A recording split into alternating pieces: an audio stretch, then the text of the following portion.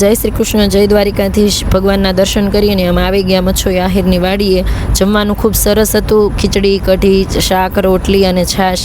એકદમ જમવામાં મજા આવી ગઈ હતી. અને જમતા જમતા અમે જોયું તો ગુજરાતના મંત્રી કુંવરજીભાઈ બાવળિયા પણ અહીં આવેલા હતા. નાતની વાડીની મુલાકાત લીધી અને સાથે સાથે તેઓ અહીં વાળું પણ કર્યા હતા.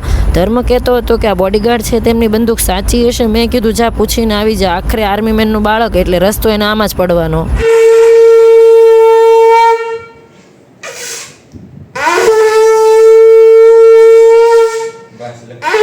એણે આ શંખ લીધો હતો. એવું લાગતું હતું કે આસપાસના રૂમના લોકોને જગાડીને જ માનશે. સાંજે મારા માસી મામાના દીકરાઓ અમારા રૂમ પર બેસવા આવી ગયા હતા. પછી વિડીયો એડિટ કરીને અમે સૂઈ ગયા, કારણ કે બીજે દિવસે સવારમાં નાગેશ્વર વગેરે આગળ જવાનું હતું.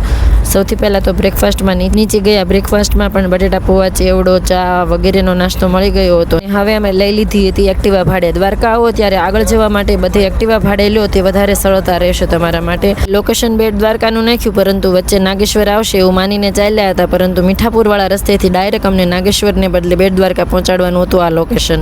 જે હોલ્ડ કર્યો તો મારો મેકઅપ તો ઉતરી ગયો હતો, પરંતુ ભોજી સાહેબે જે રૂમાલ મોઢે બાંધ્યો હતો એ પણ આખો કાળો થઈ ગયો હતો. એના પરથી પ્રદૂષણનો અંદાજ લગાવી શકાય છે. પરંતુ આનંદ એ વાતનો હતો કે અમે દ્વારકાવાળાને મળવા જઈ રહ્યા છીએ. જેવો સુદર્શન સેતુ દેખાણો એટલે અમે ઊભા રહી અને ફોટો પડાવવાનો નિર્ણય કરી લીધો, કારણ કે એટલા આ વખતે બગડી ગયા છે તો વળતા તો અમારા હાલ કેવા હશે. પરંતુ ધર્મભાઈ રીસાણા હતા. જે પાણીમાં તેને નાવું હતું, પરંતુ અમે આગળ બેટ દ્વારકા ચાલ્યા.